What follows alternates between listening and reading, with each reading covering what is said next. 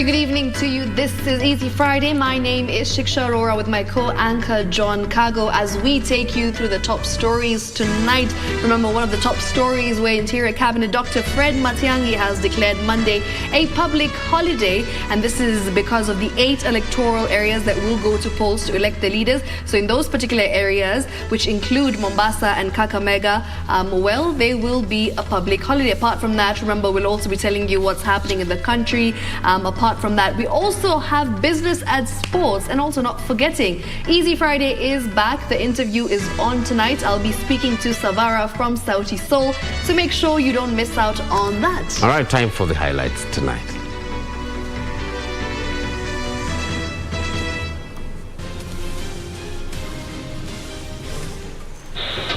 It is a ploy for a handshake. President-elect William Ruto dismisses as a mere presidential petition, urging the Supreme Court not to entertain it.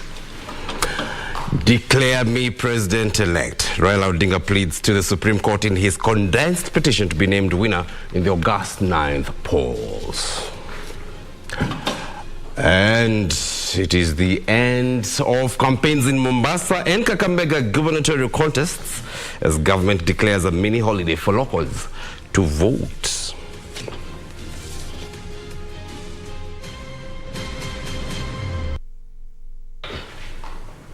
Welcome back. Now, tonight's top story. President-elect William Ruto has asked the Supreme Court to dismiss the petition by Azimio la Umoja presidential candidate Raila Odinga and his running mate Martha Karua, describing it as mere poetry, only comparable to Shakespeare's work. Well, in a 256-page response, Ruto says it's hypocritical for Raila Odinga and Martha Karua to ask the Supreme Court to declare them winners of the presidential election, while at the same time claiming that the election was flawed and that none of the candidates met the 50% plus one threshold. Ben Chumba reports.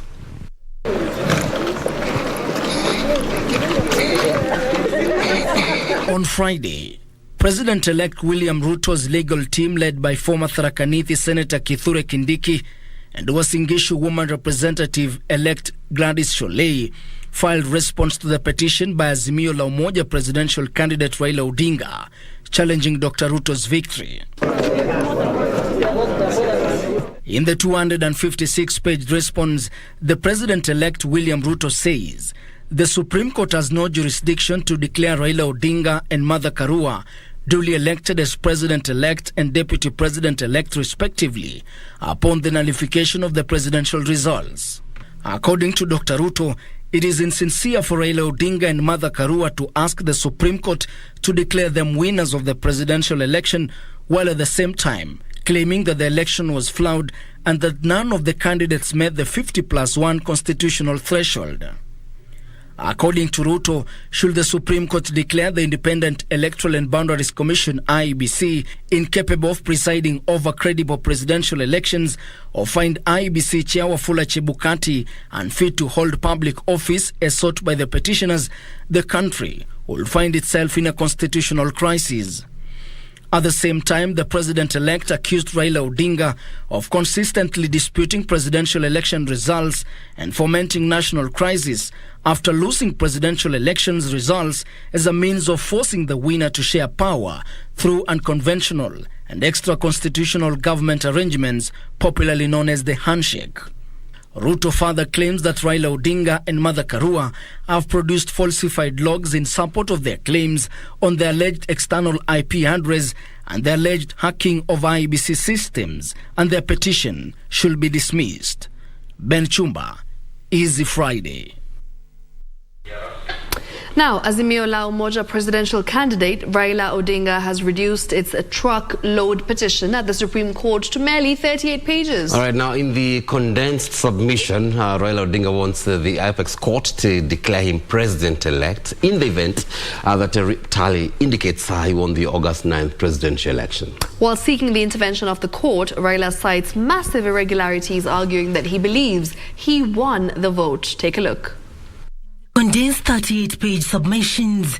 Azimio la Umoja presidential candidate Raila Odinga and his running mate Martha Karua say there was interference with the system, citing lack of security, with reference to the case of the Venezuelans and penetration of the IEBC system, saying there were two different sketches to upload the forms at different times. Relying on what they say was a forensic analysis done by Professor Walter Mibani, an expert in detecting fraud, that say the two argue that the 2022 elections were marred with illegalities, and they further point out the contamination and tampering with Forms 34A, unilateral and unlawful tallying, as well as verification, saying 27 constituencies were not tallied and verified. Further, they point out inconsistencies in voter turnout, non-qualification of 50% plus one, uploading different results of Forms 34C even after declaration, voter suppression and staffing, election offences and offences against the Public Officer Ethics Act committed by IEBC Chairman Wafula Chebukati.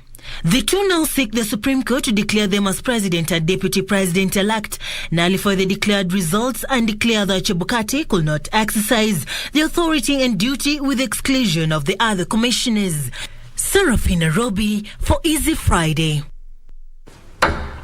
Now, Kenya Kwanza has expressed confidence in the Supreme Court upholding its victory in the general election. Well, a section of the coalition's leaders maintained that they won in an election that they say was conducted in a free and fair manner.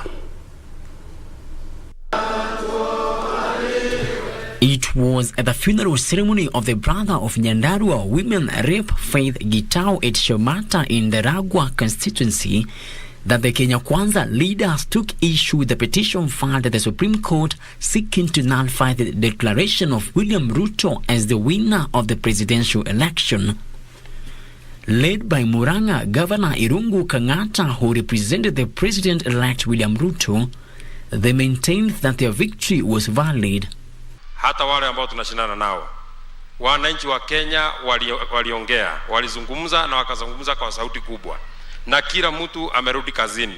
Msitusumbue na maneno ya koti sijui. The leaders insisted that the figures were available for all to tally and that the electoral body's server was never prone to outside interference. But I can tell you, when I saw those documents and the pleadings, I realized there is no case. In fact, hata hiyo case sitaenda. Because I can tell you, as a matter of fact, we won decisively. Na nimeweza kuongea na wabunge wengi. Wananiambia zile kura za William Samoei Ruto ambazo zilitangazwa kwa constituency zao ndizo Chebukati alitangaza. Kwa hivyo nataka kusema uchaguzi Chebukati hana shida yoyote. They, however, called for unity to enable move the country forward even as the matter pens at the Supreme Court. Wakati wa siasa umeisha, Kenya imekuwa moja, na bado ametoa wito ya kwamba hakuna visasi wala hakuna kulipiza kisasi. Watu wakasimame kama jamii moja inayoitwa Kenya katika uongozi ambao tuna imani kubwa utakuwa chini yake si kwa muda mrefu.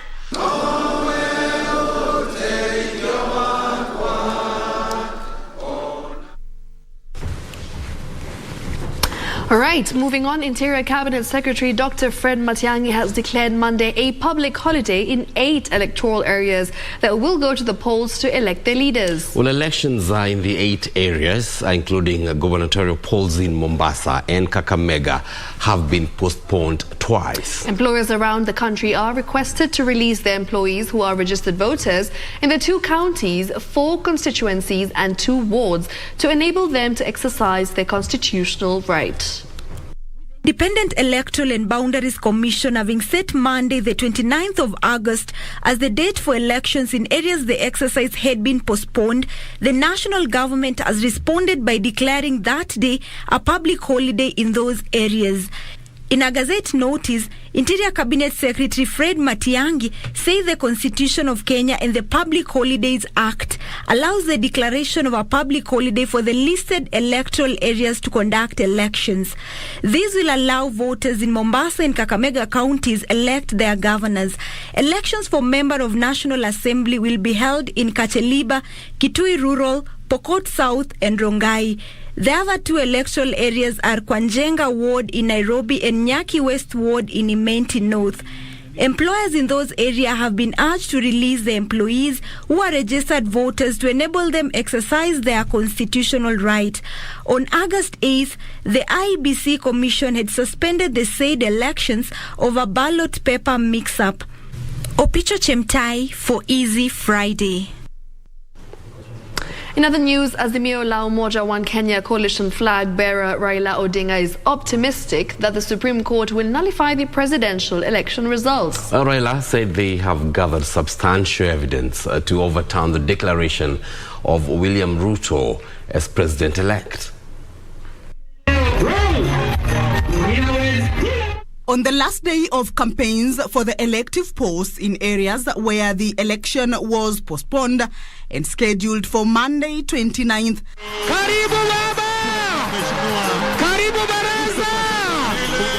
Azimio la Umoja intensified vote hunting in Kakamega County, drumming up support for ODM gubernatorial candidate Fernandez Barasa. Azimio! Governor wa Kakamega ni nani?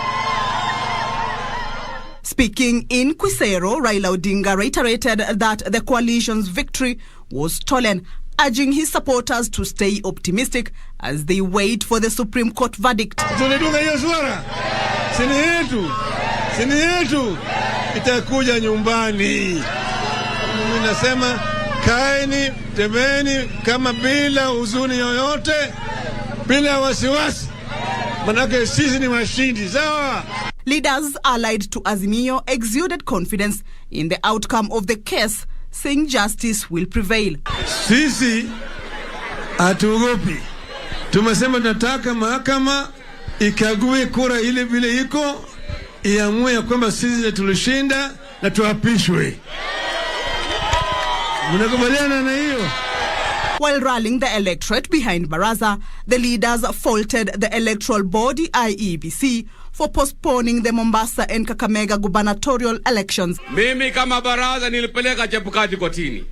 Nikamwambia lazima watu wa Kakamega wachague governor. Ametupatia tarehe 29. Watu wangu wa Lurambi, ikifika Monday saa 12 asubuhi tuende kwa mlolongo tupigie Baraza kuu. ODM's Fernandez Barasa will be battling it out with his closest competitor, Cleophas Malala of Amani National Congress, ANC. Kamchemenza for Easy Friday. Now, the supremacy wars pitting two political coalitions, Azimio la Umoja and Kenya Kwanza, are headed to the floor of the 13th Parliament, with both coalitions gunning for the leadership of the House. Well, a section of lawmakers from both coalitions have outlined plans to use their numbers in the House to control key positions and committees of the House. However, it's not yet clear which coalition holds the majority seats in the August House, given 4 constituencies will elect their representatives on Monday.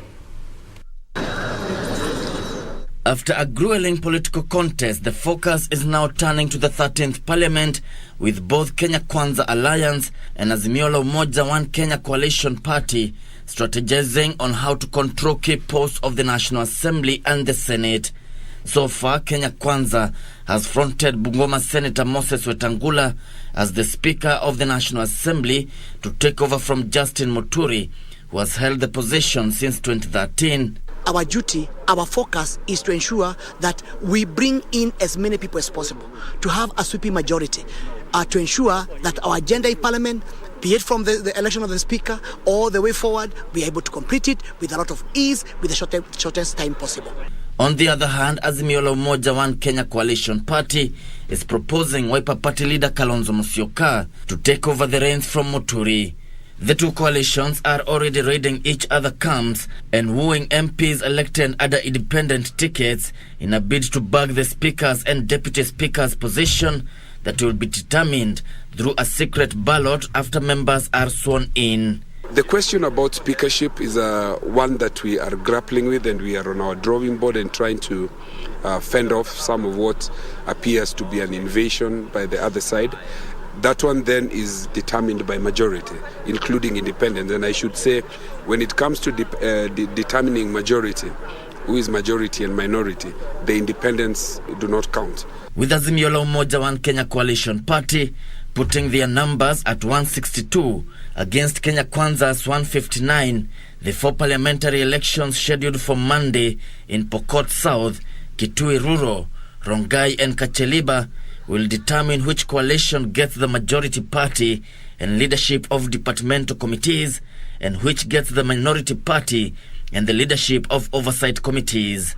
But for purposes of determining how the House is constituted and structured in terms of who is majority, the law will be determined on the coalition as it was comprised, and that includes PA, it includes Chap, it includes all those other parties who are purported to go.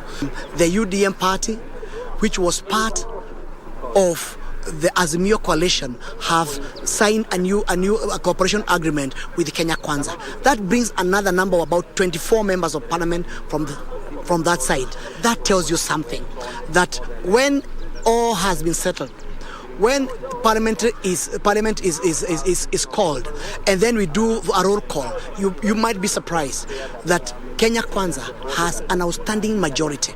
But remember, some of those people who are purporting to have moved, they are moving based on what they think is a wave that the deputy president has been declared president-elect.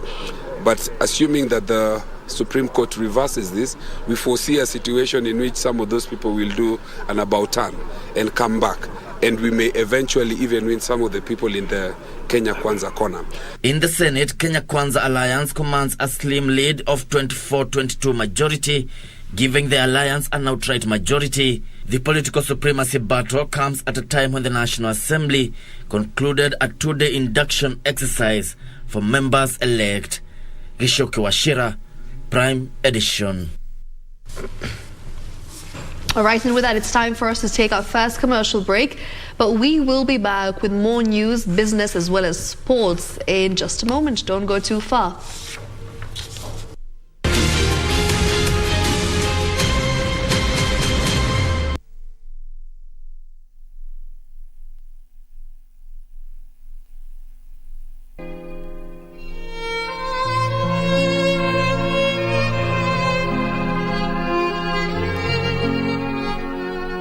Meru ukwe maskini lakini ukwe mzima. Ukiwa na health mzuri, shukuru Mungu. Some of them don't even understand the kind of sickness that they are suffering from. But thank you, because through Mama here, we have seen the hand of God. Nashukuru, nilitibiwa, sasa naendelea kupona. Lakini mlisupport, nikaweza kupona, sasa niko na raha. Mungu awabariki. Nilikava kabisa, niko na furaha sana. The only show that is transforming lives.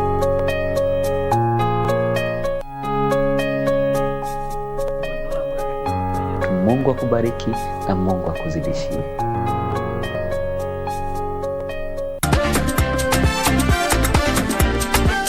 Karibuni sana to the Second Chance TV game show. Tough questions.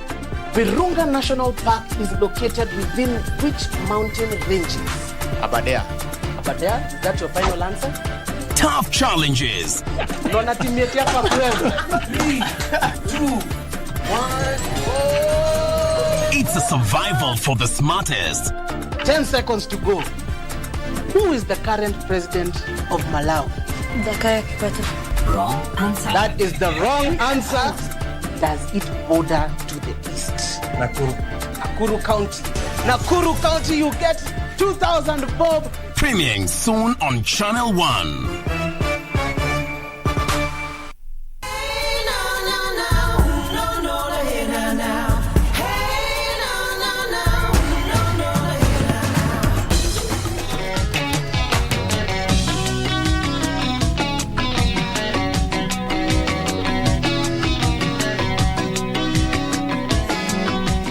What is going on with you?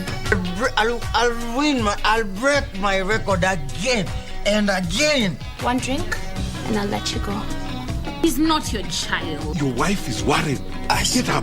She can wait. I have a life. You think I'm stupid, quiet? Sounds too stupid, man.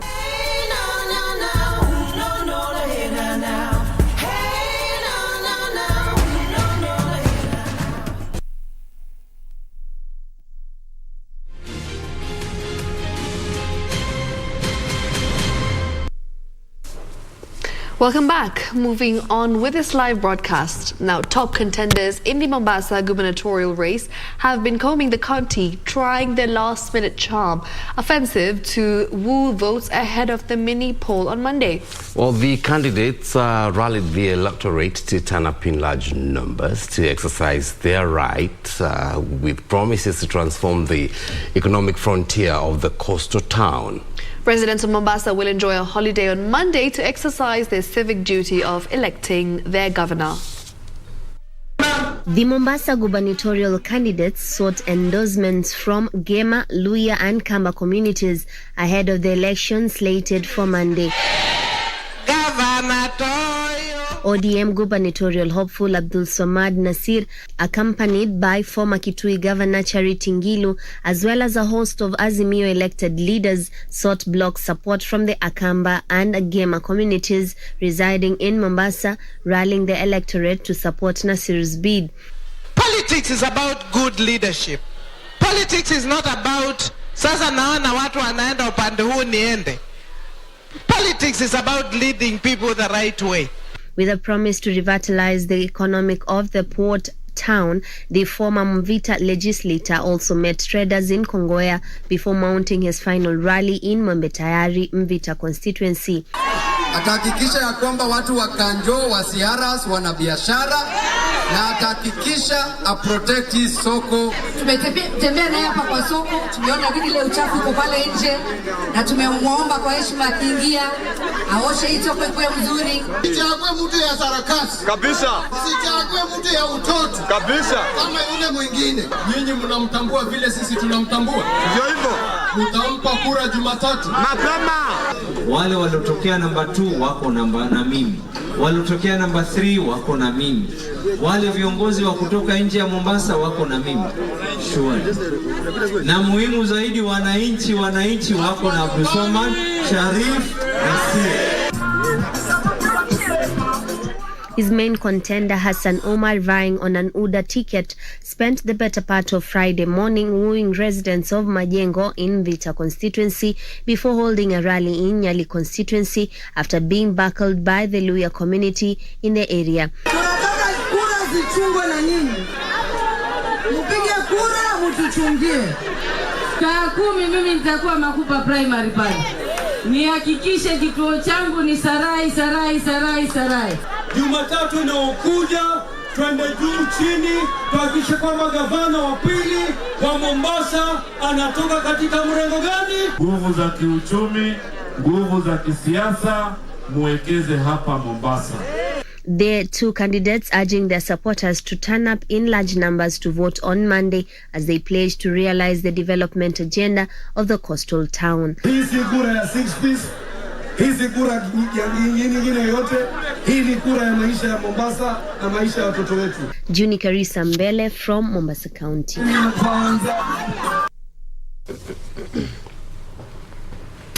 Now, 3 people perished in a road accident at Ndarene in Imenti South, Meru County on the Meru-Nairobi highway. Well, the accident occurred when a school bus belonging to Kamiguru Education Center and a lorry collided head-on. Both drivers and a student perished in this accident. Well, the bus had 6 students and a teacher. 5 students who survived were taken to Consolata Nkubo Hospital. Ndarene Chief Isabella Mutura confirmed the accident and joined residents in appealing to the government to take action and arrest road carnage in those particular areas. Sinakuanga hapa accidenti mingi, tumesumbuka na accidenti kila siku, hata wiki haiishi bila kupata accident hapa. Ombi letu kwa serikali ni waangalie hii njia waipanue, juu accident zimekuwa mingi hapa. Imekuwa ni kama black spot, sababu mara mingi hapa magari mingi tumeitoa hapa kwa hii mto, na hii barabara hapa inaitwa Unja Factory. Kwa hivyo serikali inafaa ichukulie hatua kama watu wa Kenya, njuni wao wako na ujuzi wa kujua vile barabara sasa washughulikie, ndio hizi azari tuweze kupunguza azari hapa. Hiyo school bus ni area yangu hapo nyumbani tu, nikasikia ilikuwa na watoto, lakini we thank God because ilikuwa imebeba watoto wengi, ilikuwa na 6 of them Mmoja ameaga au wengine wamepelekwa hospitali, na hata drivers wote wawili wa lori ambaye ilikuwa imebeba mchanga hata yeye ameenda. Independent Electoral and Boundaries Commission Chairman Wafula Chebukati has urged criminal investigative agencies to probe the murder of Embakasi East returning officer Daniel Musyoka and prosecute the perpetrators of the heinous act. Well, Chebukati spoke today during the burial of Musyoka in Mudhadheni, Mwala Sub-County. That's in Machakos County.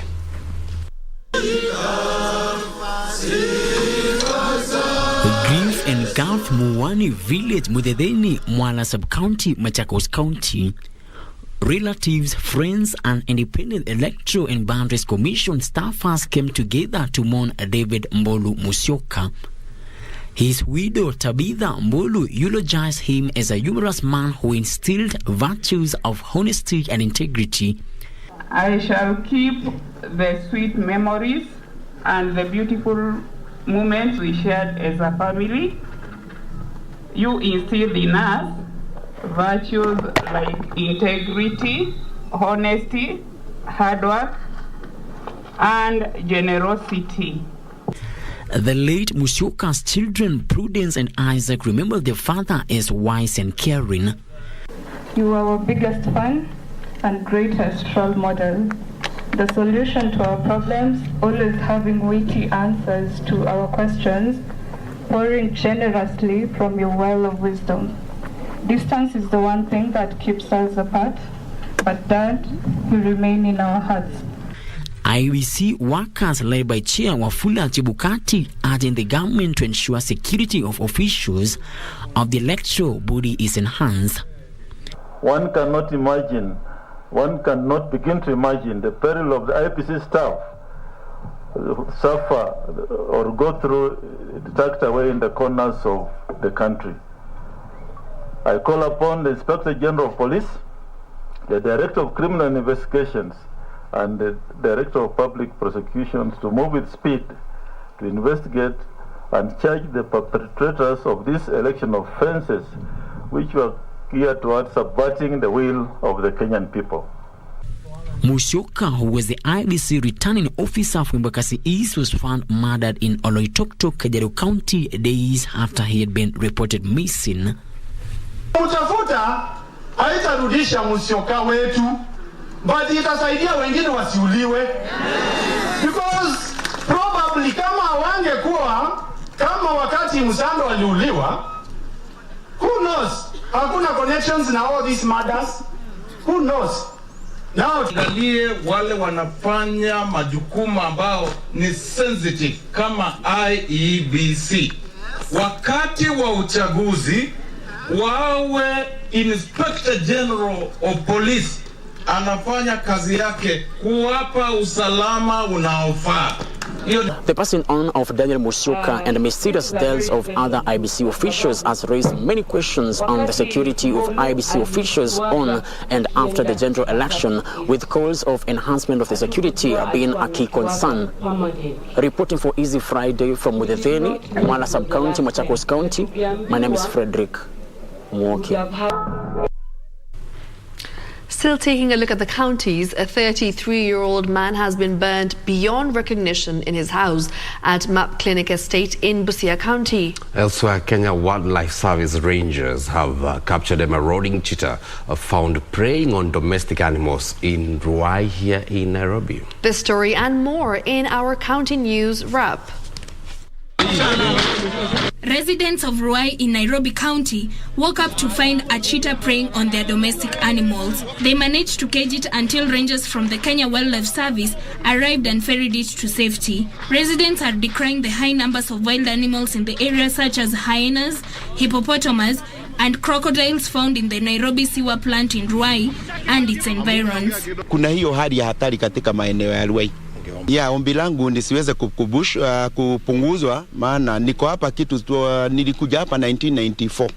Kwa hivyo niko na miaka almost 30 hapa Ruai. Kwa hivyo watu wengi wamejaribu wanaenda wanalima, lakini zile hipo zinakuja na zinaharibu chakula mahali pale. So ombi langu ni ya kwamba siweze kupunguzwa na ili maisha ikaweza kuendelea, na pia zimeumiza watu.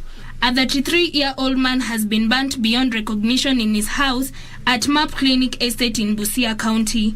Neighbors fear the deceased was the victim of an accidental fire that might have been caused by a lit cigarette he forgot to put out. It is alleged that George Otieno, a hard boy, came home last night while drunk. Kusikia mtu analia, woi, munisaidie. Kuangalia naona uko ndani moto imewaka, moshi ni mingi, mtu analia ndani na hakuna mtu karibu, na nilikuwa peke yangu. Sasa nikaanza kupiga nduru. Kidogo ndio wakaenda wakafungua gate. Watu wenye walikuwa kwa gate wakakuja, ndio wakaanza kusaidiana na sisi. And learning was disrupted in Kasaka Primary School, Baringo North Sub-County, after pupils and parents took to the streets to protest the alleged unbecoming conduct of the school's deputy head teacher. They marched to the Ministry of Education offices in Kabartonjo, where they demanded disciplinary action taken against Jeremiah Tarus. Huyo mwalimu ndio sisi wasasi na watoto tubada amani. Watoto wengine wanabuguswa huko. Sasa kwa sababu anachukia msasi, anabugusa mtoto, alafu mwalimu mkuu akijaribu kuongea anamwambia ni nini unaongea? Alafu komiti anataka watu wake wa familia yake. Alafu anasema ati old committee hatutaki kusikia, shule ni yetu. Elsewhere, women political leaders are calling for the appointment of more women in public service. Pamela Ateka, the chair lady of the caucus, says more women contested various seats in the general election than in previous years, and those who did not win should be accommodated in other areas. We have contributed as a caucus. We have contributed to having the largest number of women included in the ballot in the history of Kenya. And by making this contribution, that's why we are asking and we are pleading and we are demanding that women should be included in the public service. Jacinta Nyambura for Easy Friday. Now, the swearing in of the newly elected governors and their deputies this week has seen different kinds of ceremonial drama across the country. Well, savage netizens have had their fair share of entertainment from every corner of Kenya, covered up with the sizzling hot gossip about the elected governors' lifestyle and families as well. Here is the Social Media Weekly.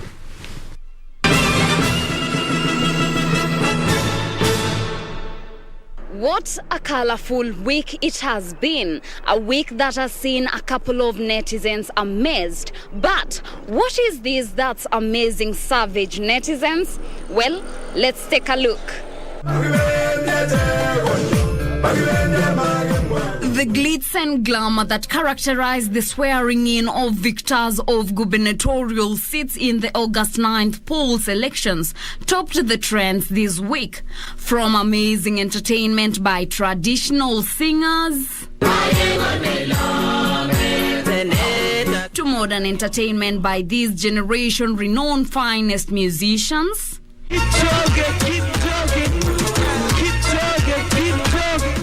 newly elected governors joined the dancers.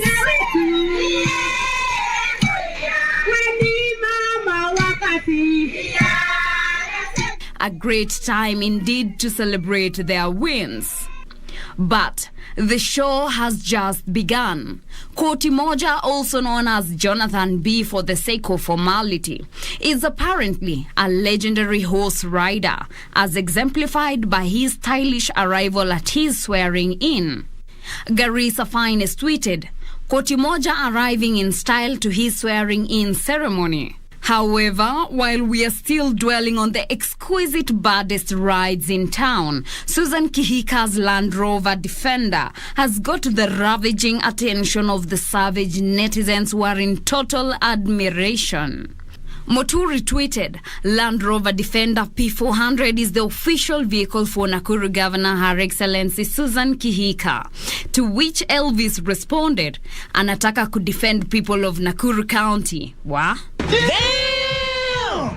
And when Susan walked in with her husband to the event, it left Henry with one question eating him up. He tweeted, "Bwana ya woman governor huitwa aje? First gentleman ni kuuliza tu." Stop it. Get some help. But for those focused on her dressing code, this is what they had to say. Ule msee tweeted, "Hiyo nguo ya kihika usione hivyo, nasikia ni 500,000. What are you saying, man? What are you saying? What is he saying? Kisiagi responded, na nilikuwa nimeiona hivyo bro." Ibrahim, totally bamfuzzled by these two, wrote, "Africa and Africans for you." Nairobi Governor Johnson Sakaja's daughter may have stolen his father's shoe after getting tangled up with the colorful ribbons during his swearing in. Bill Like tweeted, "Mtoto ya governor hawezi ambiwa kitu." Hey, laughing emoji. Andrew, she is really entertaining the judge there. Bensoni, haogopi kanjo. Elmond, hao ndio wale watoto wanarukia mgeni in the name of let kids be kids. D, ati highs emoji. Morgan, kids will always be kids. Ozo, breaking. A child plays during her father's swearing-in ceremony. Well, that's it for us this Friday. Catch you next week on Savage Netizens. For Easy Friday, I am Teresa Mutai.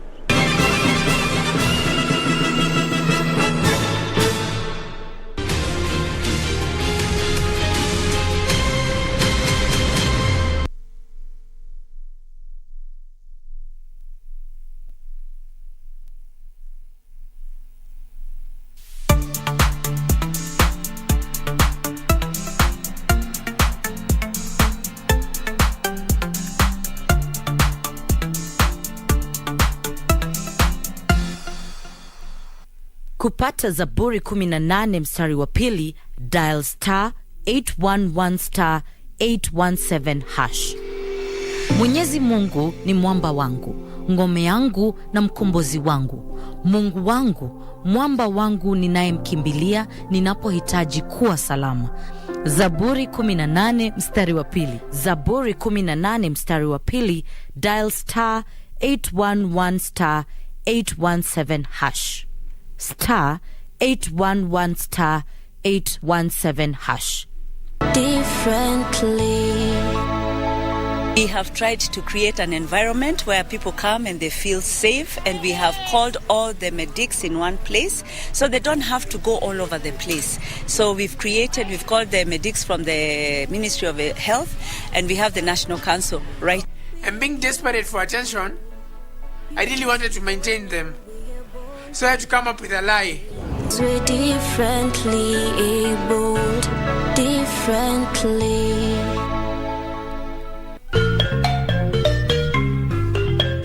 Wiki hii kwenye mkulima.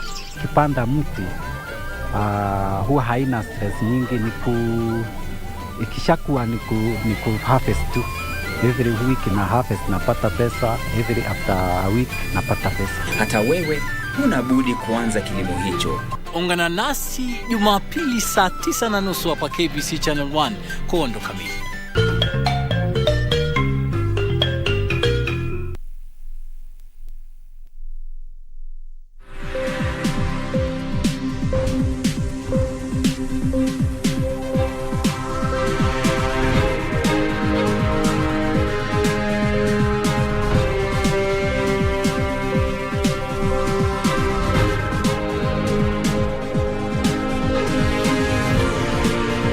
Well, I hope that you're having an easy Friday. We now take a look at today's business news. My name is Caroline Jenga. Now, the first consignment of fresh avocados from Kenya has hit the Chinese market, marking the very first such export from the continent. Kenya is seeking to export 100,000 tons of avocados to China annually as it seeks to dethrone Peru as the largest exporter of avocado to China in the next 5 years. The fresh avocado consignment that was flagged off from Limuru, Kiambu County 3 weeks ago has been received in China. The fresh avocado export comes after China relaxed rules from export of frozen fruits to allow shipment of raw avocados from Kenya after only one exporter managed to meet the requirements. Kenya Export Promotion and Branding Agency CEO Wilfred Marube is urging small and medium avocado farmers to familiarize themselves with the phytosanitary export standards to reduce cases of interception of exported produce. We are going to see more investments in agro-processing because as we increase export of fresh avocados, our basis has always been to encourage value addition and agro-processing of the same. Currently, 15 exporters have met the rules and have been licensed to export to the Chinese market. The government is negotiating with China to exempt Kenyan avocados from the 7% import duty as Kenya seeks to dislodge Peru as the largest avocado exporter to China. It's a huge market for Kenya, not just for avocados, but for other products. Like one of our best products are the mangoes. We have passion fruits and other fresh vegetables. So it's a huge opportunity. A delegation from Malaysia is currently in the country to carry out a pest risk analysis with a view of allowing importation of the fruit from Kenya. This is after Indian officials also visited Kenya on a similar mission. We believe this will help narrow the balance of trade that right now is in the favor of China. So this is something that's very important, and we know that the impact is going to affect everybody within the value chain. Hibak Said for Easy Friday. Now, China has left out Kenya from the list of African countries that will receive a loan waiver under a plan by the Asian country to help 17 least developed states burdened by huge loans. The elevation of the country to the middle income status has informed the decision by China to overlook Kenya as the beneficiaries of those receiving the debt relief. The debt crossed the 8 trillion shillings mark, and China is among the leading foreign creditors, followed by World Bank. According to the Central Bank of Kenya, the country's public debt stood at 8.2 trillion shillings as of December last year. China is the biggest external lender to Kenya, accounting for 67% of total external debt, mainly infrastructure financing, including the loan for construction of the standard gauge railway between Mombasa through Nairobi to Naivasha. Kenya owed the third largest amount of money to China in Africa after Angola and Ethiopia. Angola is leading with a debt of $25 billion, which is about 2.9 trillion shillings. Ethiopia followed with 1.6 trillion shillings and Kenya with 946 billion shillings. China has waived debt owed by 17 countries for 23 interest-free loans that were due in 2021, and Kenya is not on the list. China made the announcement during the Forum on China-Africa Cooperation that seeks to boost ties between China and its African allies. Chinese Foreign Minister Wang Yi said at the Forum the debt relief plan demonstrates China's commitment to fostering stronger economic ties with the African continent. China cancelled debt due to interest-free loans worth $113.8 billion that matured in 2020 for 15 African countries, including Botswana, Burundi, Rwanda, Cameroon, the DRC, and Mozambique. A cooperative society in Baringo County has embarked on value addition initiative targeting to increase income for dairy farmers. The cooperative is processing and packaging the milk supplied by farmers who are the shareholders. According to the World Bank, women form 60% of the total agriculture workforce in Kenya. However, women have been earning less from agricultural activities when compared to their male counterparts due to, among others, low land ownership among women and inadequate financing. To address this, Baringo Agricultural Marketing Services Cooperative Limited has come up with an initiative that ensures that couples involved in dairy farming share proceeds from milk sales. Under the arrangement, couples deliver milk jointly to the cooperative but open separate accounts. We just tell the family, we would not want to interfere with that. With all that, can you agree on a ratio as a family so that it will be harmonious when both of them sit down and agree on a ratio? The management of the SACCO believes this would ensure that each party is financially independent. However, the amount to be shared is agreed upon by the couple, who then inform the SACCO the sharing formula. Through the proceeds from milk sales, women have purchased shares in the SACCO and even taken up leadership roles. Tuko na accounts huko Torongo. Mzee ako na yake. Pia mimi niko na account yangu. Maziwa tunakama asubuhi. Tunagawa, anabeba kwa namba yake. Pia mimi nabeba kwa namba yangu. Mambo ya nyumbani tulikuwa na challenge, lakini ilinisaidia pale. Through this project, women have secured finances to purchase more cattle and steadily change the perception in the area that only men can own cows. Ukitaka success kwa boma, lazima pia mama afurahie. Uwezi ukawa successful peke yako, not unless muwe successful pamoja. Hakuna success ya mtu mmoja. From the milk venture, 359 families have diversified their agricultural ventures beyond the dairy industry. Benson Rioba reporting for Prime Edition. Thank you, Benson Rioba, for that report. Last but not least, Absa Kenya made 6.3 billion shillings in net profit during the first 6 months of this year, representing a 13% year-on-year increase driven by accelerated lending as the economy continued to recover from COVID-19 disruptions. Shareholders will pocket an interim dividend payout of 20 cents per share. During the first 6 months of this year, Absa Bank Kenya saw its net loans and advances increasing by 19.49% from 218.72 billion shillings to 261.54 billion shillings. In addition, the lender's stock of government securities increased by 16.37% from 77.06 billion shillings to 89.68 billion shillings. This helped Absa Bank Kenya earn 13.35 billion shillings in interest income from loans and advances, as well as 4.55 billion shillings as interest income from government securities. The lender booked 14.43 billion shillings as the net interest income, which in addition to 6.48 billion shillings in total non-interest income, pushed the total operating income to 20.91 billion shillings. What I think is exciting for us is that, as you can see from the slide here, when we look at the trend, we're accelerating the growth of our revenues. And our revenue base has grown by over 10 billion shillings over the years. And that's largely off not just organic growth, but investments like I indicated in new business streams. And that has brought us to be much more a financial services group rather than just a bank with our much broader proposition set that I mentioned earlier. On the other hand, the total operating expenses increased from 9.89 billion shillings to 11.79 billion shillings on account of increased loan loss provision.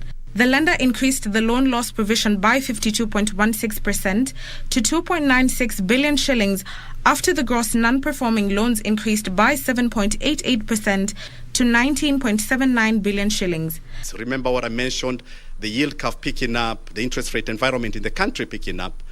You'll be able to see that we've managed to contain that, changes in cost of funds. So picking up by only 10 basis points from 2.3% 1 year ago to about 2.4% in this financial period. The lender has proposed an interim dividend payout of 20 cents per share. Ndusamokami for Easy Friday.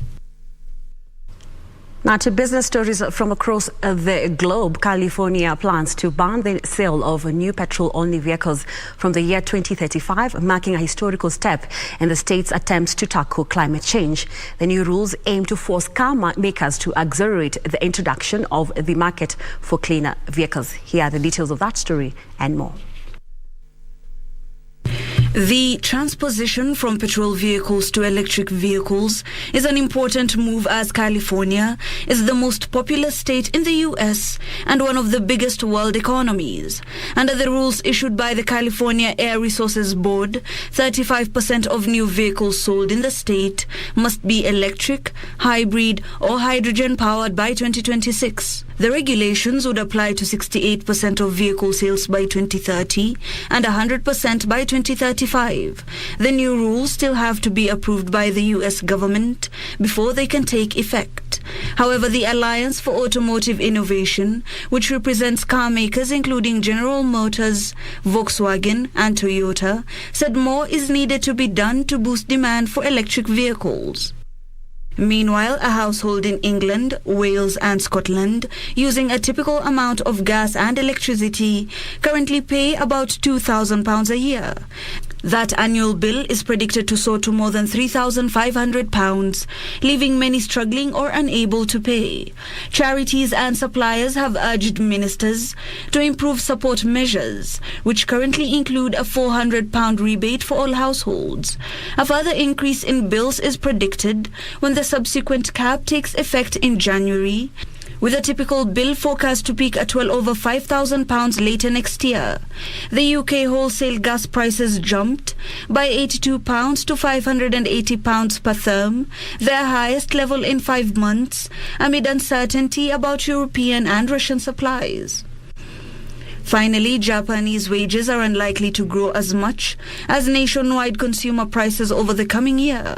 In a sign of further gloom, the world's third largest economy will likely expand at a much weaker pace than previously thought this quarter, as it braces for fallout from a slowdown in the United States, China, and Europe.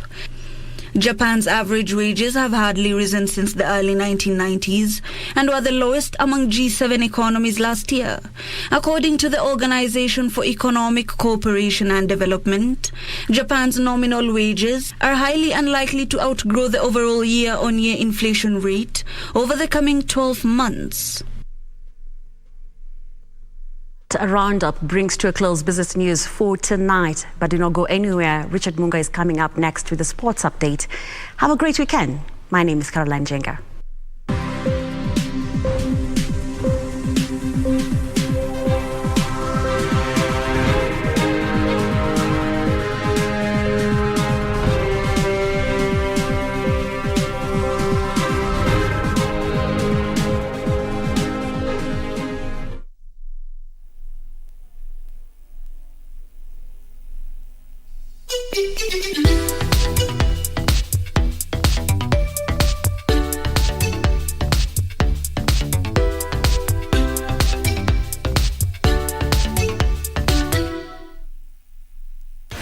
There. Good boys gone bad. Eric Omondi has evolved from being a comedian to now being the king clout chaser.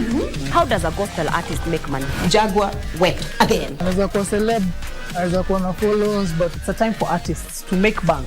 Yes. How is your relationship with Zari, considering that she dates young? These are accessories. They get out, slap the guy. Yo, what's up? My name is Ted Josiah.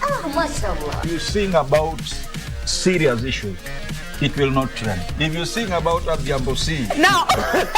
Bahati hata kuwa na machozi.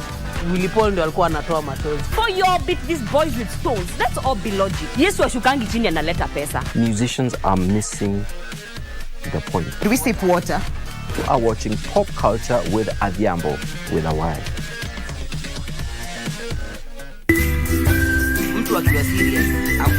Life cannot always be too serious. Yeah, man, what's up here?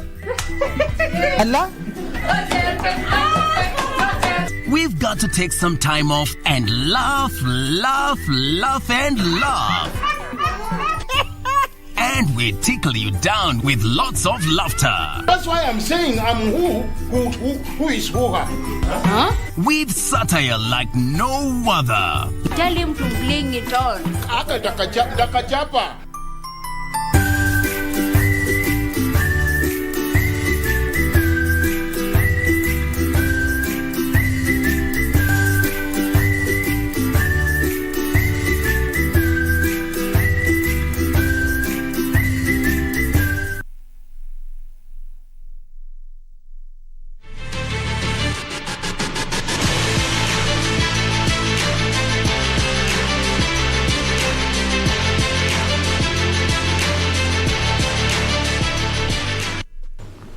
Oh, good evening. This is the KBC Sports Update with me, Richard Munga.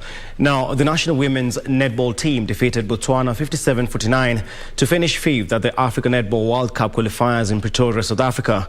The win was in vain as Kenya missed out on a chance to qualify for the 2023 World Cup after being bundled out after their loss to Malawi on Tuesday. The Kenyan women began the qualifiers on a low note, losing to Zambia 47-30 on Sunday before suffering a humiliating 72-31 loss to Malawi. Malawi. Their efforts, however, paid off in their last group match against Eswatini, winning 52-36. The match against Eswatini was called off with less than 5 minutes remaining due to a power failure, and Kenya was declared winners. The 2023 Netball World Cup will be held from the 28th of July to the 6th of August in South Africa.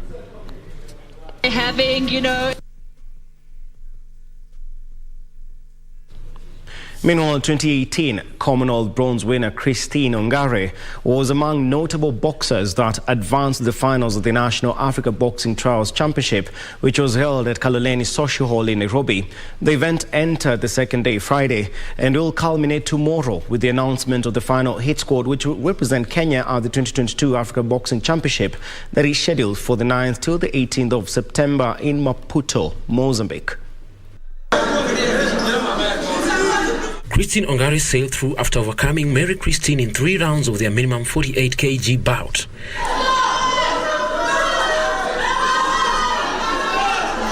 In another women's result, Lorna Kusa advanced to the final following a referee's decision to stop her fight against Frieza Ahuko.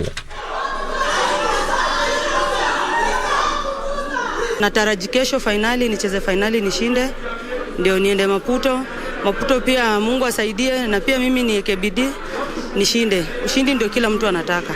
Hit squad head coach Benjamin Musa expressed his satisfaction with the standards of play exhibited by the boxers.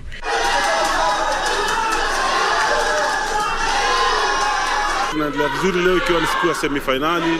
Tunaona kwamba mabondia walikuwa wamejitayarisha, isipokuwa muda ulikuwa mfupi sana, notice ilikuwa mfupi, lakini tunaona kwamba kuna prospects ambao wanaweza kumake team ya taifa. After the conclusion of the trial Saturday, a team of 24 pugilists, 12 male and 12 female across 12 weight categories will be selected ahead of the Maputo Championship. Hapo tunaangalia uzoefu wa bondia kwa kustahimili mchezo huu, na pia tunaangalia skills zake, na pia awe mzuri ashinde mwenzake. For Channel 1 Sports, this is Eddie Makina. To other matters now, the national men's cricket team beat Nepal by 18 runs during the second match of their ongoing T20 International Series match played at the Gymkhana Sports Club in Nairobi. Kenya avenged the loss they suffered against Nepal on the opening day of the championship. Nepal won their toss and decided to bowl. Kenya registered 132 runs in 19 overs, and in reply, Nepal registered 114 runs in 19.2 overs to suffer their first loss in the 5-day series. The result tied the two teams at 1-1, with the third match set for Sunday at the same venue.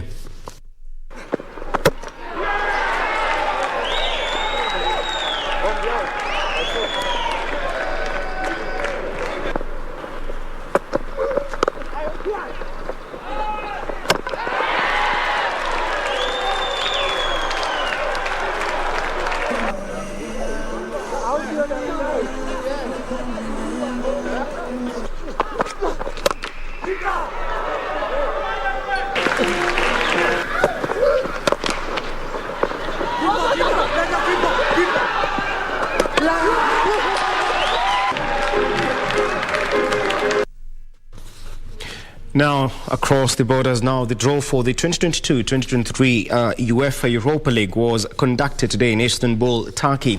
English Premier League side Arsenal have been pulled in Group A alongside that side PSV Eindhoven, Bodo and Zurich. On the other hand, Manchester United will play against Spanish side Real Sociedad. Well, that's all we have for sports tonight. Just an update, of course. Tomorrow, the EPL and other major leagues in Europe continue. Obviously, Manchester United are kicking off match day 4 against Southampton. Chelsea will be up against Leicester City. Manchester City will be up against, of course, Crystal Palace. And in the early kick-off match, you have Arsenal hosting Fulham, of course, at the Emirates Stadium. That's it from me. Do have a good night.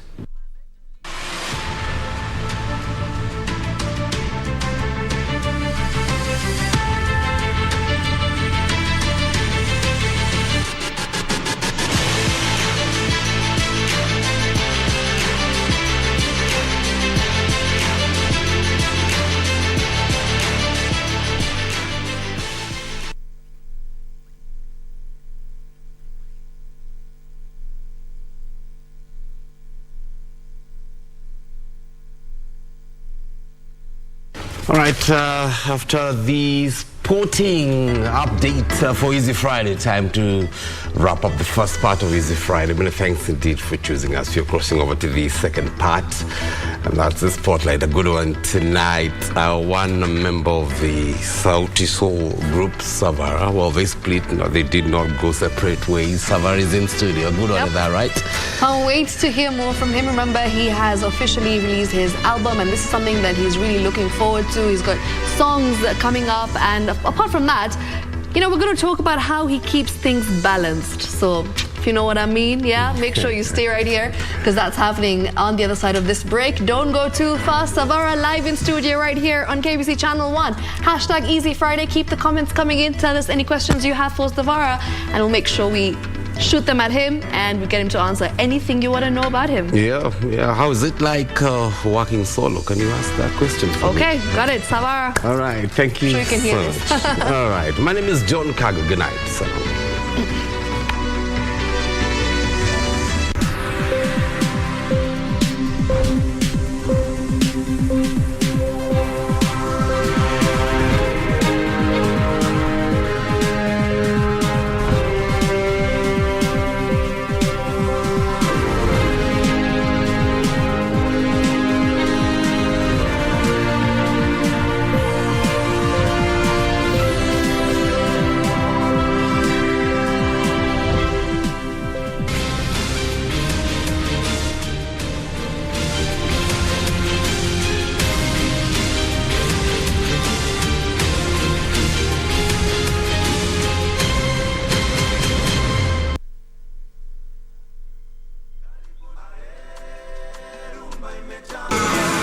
This is KBC Channel 1. Welcome to the show. Now, I've told Savara this before. Like, I've waited for this day for a long time. I've been wanting to interview Sauti Sol for the longest time. And I've been reaching out almost every week. But you know what?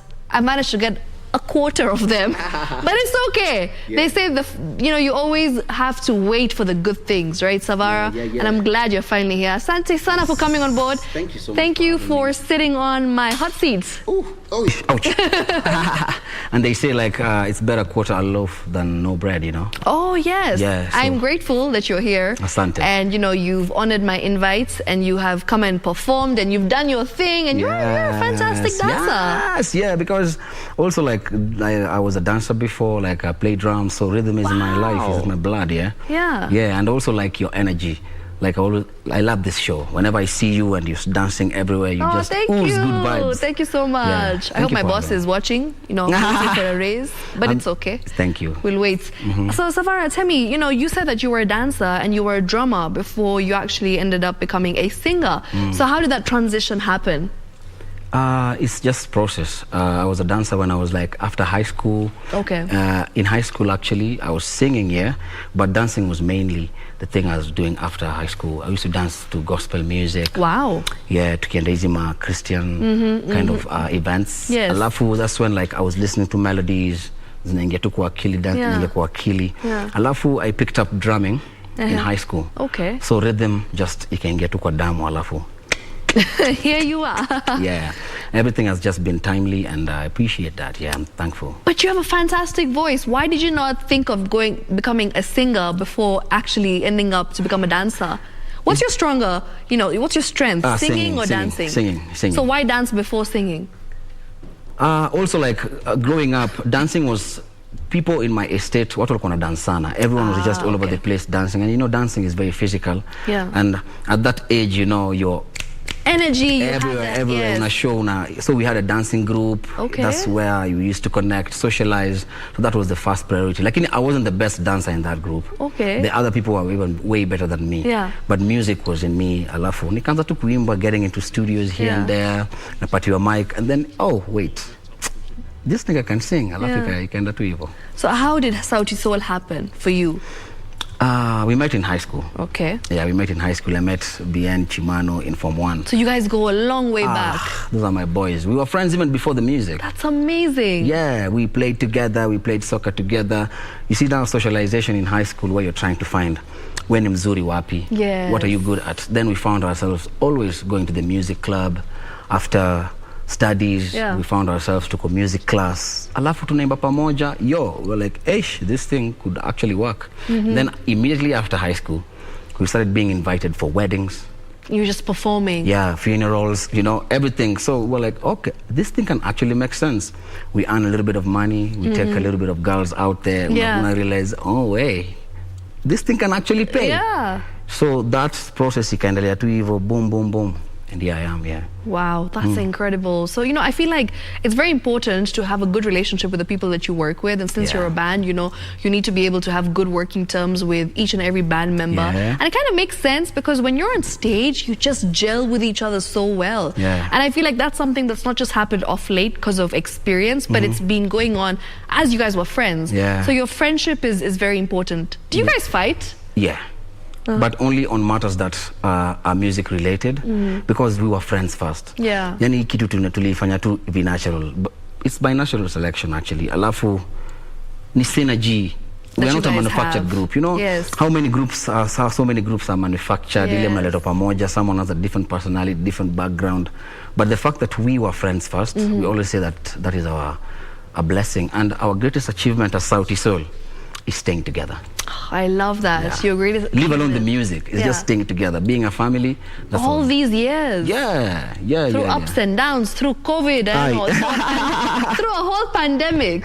Crazy. It's been crazy. It's been crazy, but blessed. We're blessed. I love that. Now you have your own single, Balance. You have an album with 14 songs, and this is something that you've put your heart, mind, soul into. And let me ask you a question. Why is it that now is when you've realized, okay, I need to have my own single. I need to come across as also a brand myself, as Savara. Why didn't you think of this earlier on? Why now? It's a timely thing. Also, we respect the process, because I think before we weren't mature enough to be able to execute such an idea, because with the public pressure and everything. Growing up and maturing, you have to understand that you have to be also yourself. And I think we are at the age where we are mature enough to be able to handle this. If this happened when we were 21, 22, unafura kichwa. Haraka sana, man. Fame inakuja, unaona wewe ndio ule mdeadly. But now you're mature. We are mature. You understand the fundamentals. You understand that Sauti Sol is the government. We are now ambassadors. Me ni ambassador of foreign affairs, being ambassador wa nini, Polycarp ambassador wa music. So you understand, like, it's the beauty of everybody that brings the mojo. Alafu pia the solo career una realize pia, as you do your solo career una realize pia kuna vitu zingine ni hard. So the community kind of way of living was instilled in us from way back through our parents, through our community. Pale tume grow up, Biena me grow up Rongai, Min me grow up Marish, Polycarp grew up in Kariobangi South. So the communal way of living, ilikuwa, we don't know any other way. So I'm happy that this happened at this time, because inge happen kitambo, maybe ningefura kichwa nione mimi ni mnoma, unajua. So sasa naelewa, I'm grounded. That's amazing. Time. Time is everything. The principle of time. Everything in its own time. Kabisa. Hakuna haraka. Savara, you've mentioned that you only know how to be living in a community, and that's your strength, because that's how you've been brought up. When you were working on Balance, did you go up to the other team members of Sauti Sol and you're like, you know what, I want to do this, I need your help, what are your thoughts? What were some of the reactions, the approval, what was the feedback? The thing is, people don't know, but with all our individual projects, we contributed to each other. Like even the songwriting in this album, BN contributed a lot. That's beautiful. Chimano contributed. Like I produced a lot of songs in their albums also. We understand huwezi changia kila kitu peke yake, and that's how you become monotonous. When you do everything alone, because like this album, I produced everything. But when it comes to songwriting, when it comes to different ideas, you understand everybody's strength. I know Polycarp's composition strength, So stajifanya nata compose everything because it's me. Alafu, there are things that I always depend on my boys. So that really kept us grounded. Alafu, you have an idea, mtu anachangia, yani imekuwa tu ikakuwa easy kufanya album. Of course. It wasn't hard. When you try to do everything alone, ndio unapata ngoma zako zina sound the same. And you don't know, and nobody tells you. Yeah. You know, you've worked in you've performed in countless countries. You've performed in Europe. You've performed in places that I don't think any other Kenyan band or Kenyan artist has been to. So when you go out there and you get that feedback, you get that love, people are so warm to you, like, how does it make you feel? Does it just sometimes you're wondering, is this even real? Yeah, always. You feel butterflies, and every time we perform, you have to feel some kind of butterfly. And also it's a blessing. You don't realize too, it's not over yet. Yeah, there's a long way to go. There's a long way to go. There's so many countries I haven't visited. And it's just a blessing. And tuna grow. Kuna countries sijaenda like in Africa. Lesotho, there's so many countries. Benin, when I look at Francophone countries, there's so many countries I haven't gone to. So there's still more grounds to conquer. Na una live and learn. Una realize hii maisha unapeleka mtiti. Pole pole tu, alafu you grow as you learn. Yeah, it's amazing. It's amazing. You meet different cultures. You learn a lot. You realize a lot of different things. What makes us different? What makes us African? You go to European countries, you visit a lot of white people. Yeah. You realize different culture. You understand why black people are this way. And music is a universal language. Oh, it's crazy. It's crazy. So for me, it's a learning process every day. Yeah. Learning process every day. Una learn. Because we believe once you stop learning, you start dying. And let's talk about Savara, growing up, your parents. You know, when you told your parents that this is the journey, the life that you chose in terms of music, in terms of dance, what were some of the reactions? For me, it wasn't that difficult because I've always been an A student, and I always know how to talk to them, and I was always a good person, a good student. But also I was cheeky na pia najua I have some ways I used to mess up every other day here and there, lakini ilikuwa process, ilikuwa easy because in school pia nilikuwa nenda drama first, naenda music first, nafanya hizo vitu zote, but then still I aced my exams. Wow. People think like musicians are dumb and music is like a fallout kind of career. Always a plan B. A plan B. No, music is plan A, because when you look at most musicians, most artists, they're very intelligent. Most guitarists are mathematicians, we know how to. Music is numbers. People just think music is just unatoa tu hapo voice ati nini. That's an inborn talent. No. So when you apply that, and then I qualified for everything, ile naenda campus, sisumbui wazazi, ile tu wanaona tu, okay. And then the first time I'm traveling to Europe, I'm going to South Africa, I'm going to United States of America, it's through music. Yeah, not even my career, sijui ati what. I did finance. Wow. For example, yeah. Okay. But hiyo finance haikunipandisha ndege. Oh yes. Kitu ya kwanza nilipandisha ndege ilikuwa muziki. So through that process, even my mom and my dad, when I realized, wow, this guy has just gone abroad and lived there for a month because of music. So they also appreciate. Yeah, so I'm lucky to also have support parents who are very supportive, and also pia mimi nilikuwa msee, nilitry kujialign, sikukuwa mrui. Really? Yeah, sikuwa mrui. Nilitry as much as possible kuonesha. And also they also thought of the process music will keep you out of trouble. Okay, interesting. Yeah, because I have friends who walikuja kwa kuwa sijui wezi, ama msee unapata he's very dope, but mbaya. I'm not saying I'm perfect, but mimi mziki iliniweka grounded. Nilikuwa natoka home naambia mama, I'm going for a concert. And I realized, that's better than going out. You're just in the hood, yes, chilling. Yes. So it was a psychic that I think my parents really understood at a very early age. And I'm thankful. Yeah. I'm lucky. Yeah. See what wako hivyo. Blessed, yes. Blessed, yeah. Absolutely. Savara, let's talk about, the fact that you've mentioned, there's a few articles I've read, and they've said that balance was actually inspired by two very beautiful women in your life. Number one, your mother, and number two, the love of your life. Yes. Tell us more. Tell us why these two women are so important for you, because, a lot of people think that artists out here, they don't really have stable relationships, because of the nature of their work. Yeah. But when you have that lady luck, I think it takes you places, right? You can correct me if I'm wrong. Yes, you have. Yeah, it takes you places, and also it grounds you. And I'm lucky to have women in my life who've been so supportive. Alafu, I've learned a lot of a lot from them on how to treat even other women. Like my mom, the way she supported me and the way her relationship with my father was really inspiring to me. They were very like cordial. Ndio vitu za here and there. My mom alikuwa mkali sana, but kuna venye alini straighten. Ali decide, oh, you know, I don't have a lot of money, yes, but I'm going to take you to a private school. Aka sacrifice and anipeleka. Then I was like, this woman, you know, and she was a fashion designer. Alafu alikuwa anafanya kazi Kariobangi market. So when I see how she used to work so hard for me, ndo maana nikafanya a song like Fashionista. Yes. Hiyo ni very inspiring to me kuona, mama amenishona. She's my original designer. So inaweza vaa easy hapa sijui ati what. Like when I look at my red thread, when I look at my DNA, she's the one who did it. So it's really inspiring kuona even a lady like Yvonne, who's in my life, na ameniweka stable for the longest time. There are things you don't play with. You don't play with your foundation. And I think so many people, that's where they make a mistake. It's beautiful to see. Yeah. You know, like you post about your little dinners together. I follow her as well, and the things that she says. It's just beautiful to see how you're friends. And I feel like it's very important, especially being an artist, as you've mentioned, that you have to have a strong foundation.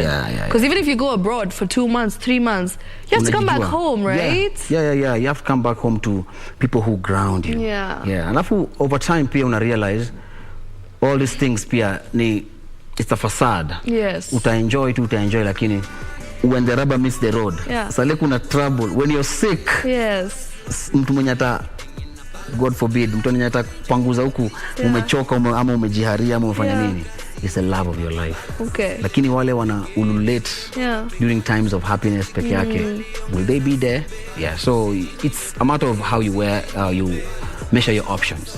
It's who you are and how you are raised. That's why I always say, like, I'm lucky that nimereiziwa poa sana na thank you mama, ulinijenga sana. How sweet.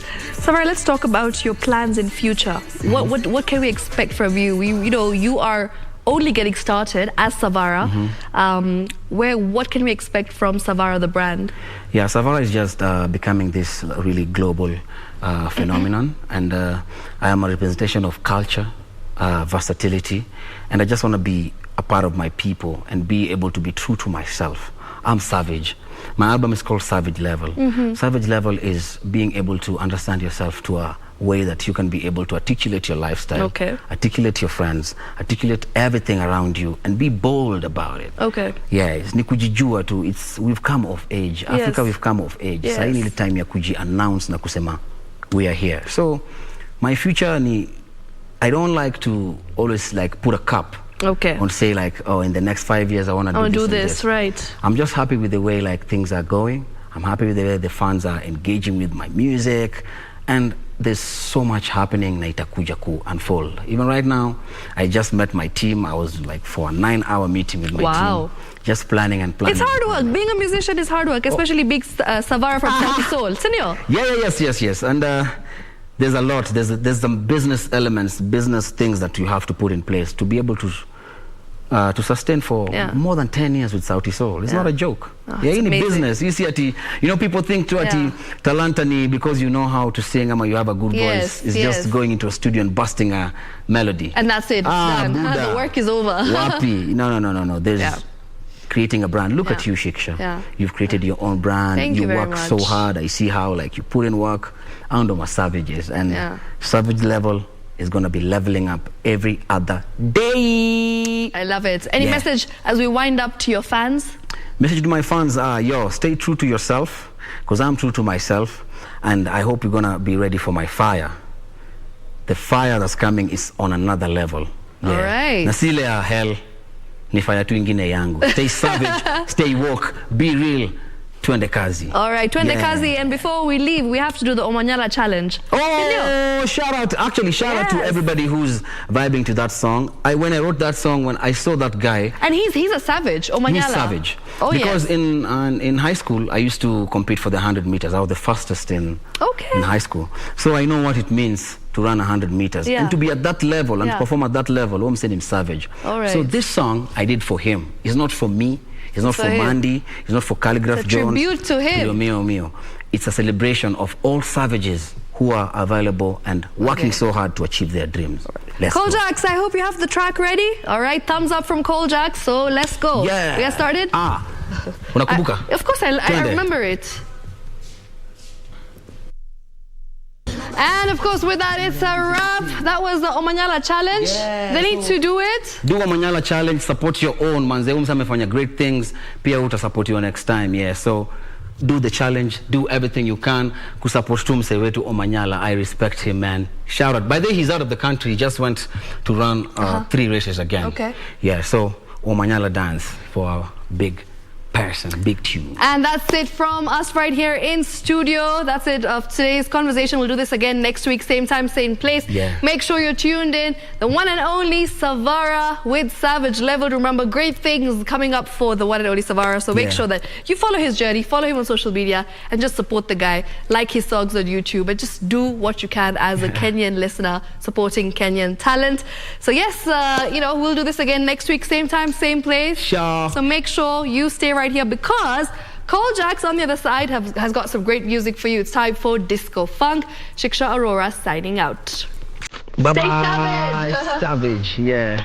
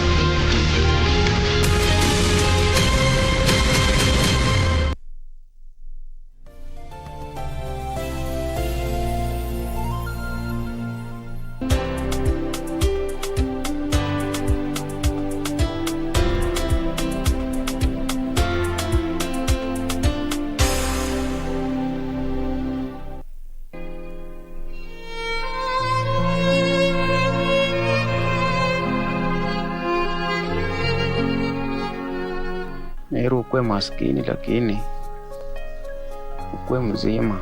Ukiwa na health mzuri, shukuru Mungu. Some of them don't even understand the kind of sickness that they are suffering from, but thank you because